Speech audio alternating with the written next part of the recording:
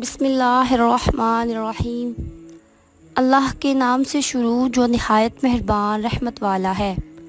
السلام علیکم ورحمۃ اللہ وبرکاتہ۔ حضرت ابو ہریرہ رضی اللہ تعالیٰ عنہ روایت کرتے ہیں، نبی اکرم صلی اللہ علیہ وآلہ وسلم نے ارشاد فرمایا، جو شخص کسی ہتھیار کے ذریعے خودکشی کرے تو جہنم میں وہ ہمیشہ اسی ہتھیار کے ذریعے خود کو مارتا رہے۔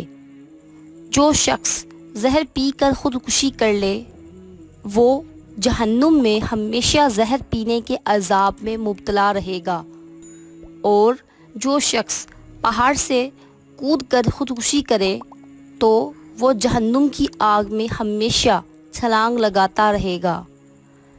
صحیح مسلم حدیث نمبر 300۔ جزاک اللہ خیرہ۔ Subscribe for more videos.